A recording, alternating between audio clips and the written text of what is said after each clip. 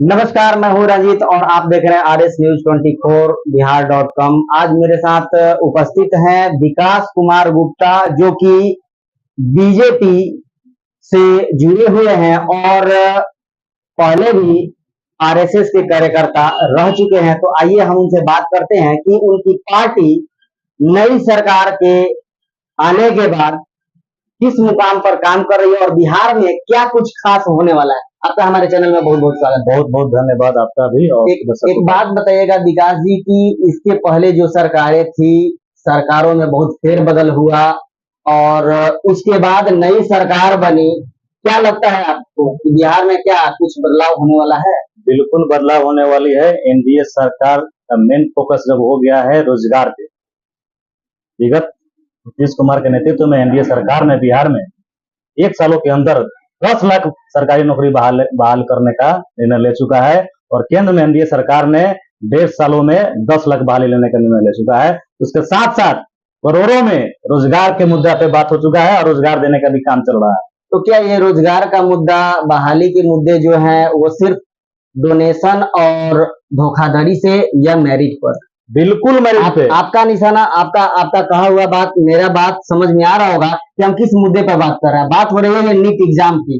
जी बिल्कुल, आपने जो पेपर लीक के मामले की बात कर रहे हैं, मैं आपसे जो समझ रहा हूँ, जो जिसने भी पेपर लीक किया है तो अच्छी तरह से जान चुका है और आप भी जानते हैं, जनता भी जान चुकी है सोशल मीडिया या पेपर के माध्यम से कि उसका तार किस पार्टी से जुड़ा हुआ है।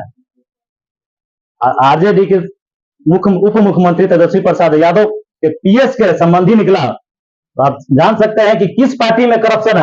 आखिर आप दोषी किसको मानते हैं, प्रशासन को या किसको? जो चूक हुई है उसको बर्खास्त किया गया और उसके साथ साथ भारत सरकार ने इतना बड़ा कदम लिया और एक्शन लिया, कानून बनाया कि जो भी इस मैटर में पाया जाएगा पेपर लीक में। आज की अखबारों की सुर्खियों में आपने देखा होगा कि सीबीआई टीम यहाँ पहुंच रही है नवादा में और उस टीम पर भी हमला कर दिया जा रहा है। क्या कहेंगे? ये सब जो है, जो करप्शन में लिप्त है, जो भ्रष्टाचार में लिप्त है, उन पर कार्रवाई सीबीआई ईडी कर रही है, तो वो लोग बेचैनी में हो गया है। उसका यही नतीजा है कि वो सीबीआई और ईडी पर भी घात कर रहा है और अपराध प्रहार कर रहा है। और एक चीज और जानना चाहेंगे आपसे और पूछना चाहेंगे कि ये कोई पहला मुद्दा नहीं है।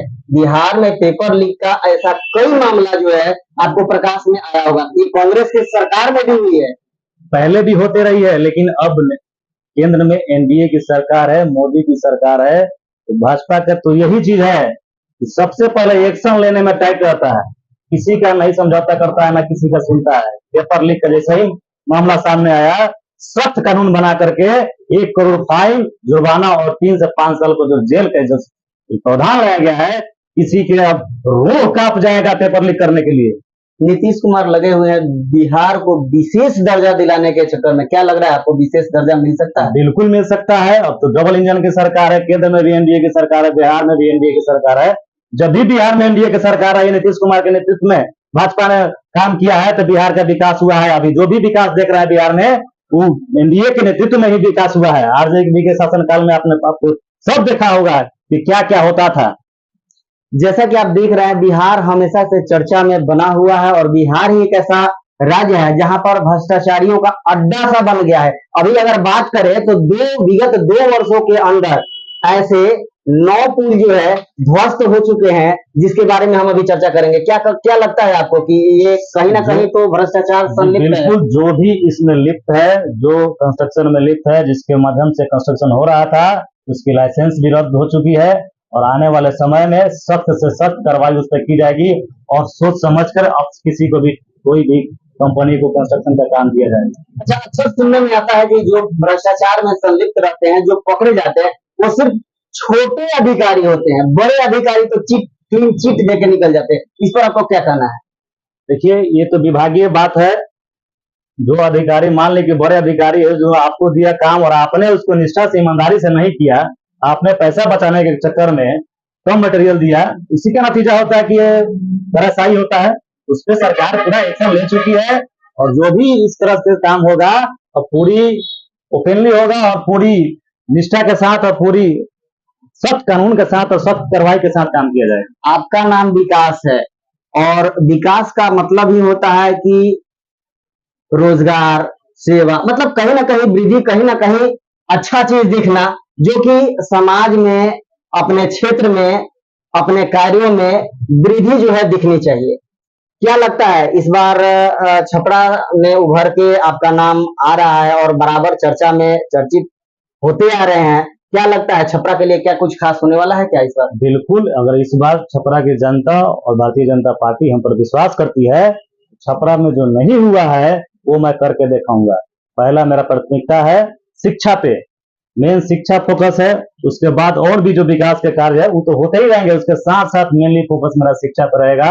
नीट का या मेडिकल का या इंजीनियरिंग का तैयारी के लिए यहाँ मैं इंस्टीट्यूशन लाने का पूरा से पूरा प्रयास करूंगा। आपको याद होगा विकास जी, हम बात कर रहे थे और बराबर बाइट में शिक्षा से संबंधित बात की है कि वोकेशनल कोर्स नहीं है, जेपी यूनिवर्सिटी में वोकेशनल कोर्स नहीं है, लेकिन अब हाल ही में एक प्रेस नोट रिलीज किया गया जिसमें वोकेशनल कोर्स को शामिल भी कर लिया गया। क्या कहेंगे, ये कहीं ना कहीं समाचार के माध्यम से, सोशल मीडिया के माध्यम से कहीं ना कहीं उनके अंदर तो ये आया, क्या कहेंगे आप? जी बिल्कुल बिल्कुल, मैं हमेशा इसका आवाज उठाया हूँ कि छपरा जेपी यूनिवर्सिटी में भी वोकेशनल कोर्स का प्रावधान लाया जाए, कोर्स लाया जाए, ताकि यहाँ के बच्चे, सबको तो सरकारी जॉब नहीं मिल सकता है, उतना वैकेंसी, बच्चे इतने हैं, उतना वैकेंसी नहीं रहती है, तो कहाँ से पाएंगे सबको सरकारी नौकरी। इसलिए ये वोकेशनल कोर्स की अति आवश्यक है कि जो कोर्स कर करके अपना स्वरोजगार भी कर सकता है या कोई कंपनी या किसी के यहाँ काम करके अपना जीविकोपार्जन कर सकता है। लेकिन एक चीज अगर बात करें जयप्रकाश यूनिवर्सिटी की, तो जयप्रकाश यूनिवर्सिटी में आज भी सेशन पीछे चल रहा है,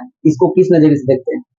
पहले से तो बहुत सुधार हुई है और आने वाला समय में पूरी सुधार हो जाएगी अगर भाई दर्ज मैं आ गया सत्ता में। क्या लगता है जयप्रकाश यूनिवर्सिटी के जो कर्मचारी हैं, जो इसमें कार्यरत लोग हैं, क्या छात्रों का दिल जीत पाएंगे, छात्रों का विश्वास जीत पाएंगे? बिल्कुल जीतेंगे, हम लोग तत्परता से लगे हुए हैं, पूरा ईमानदारी और मैंने जिस तरह से कहा जाए पूरा आदमी उस पर फोकस किया हुआ है, पूरा स्टूडेंट फोकस किया हुआ है कि इसको सुधार किया जाए, क्योंकि छात्रों के भविष्य की बात है, भविष्य उसका अंधकार में हो रहा था।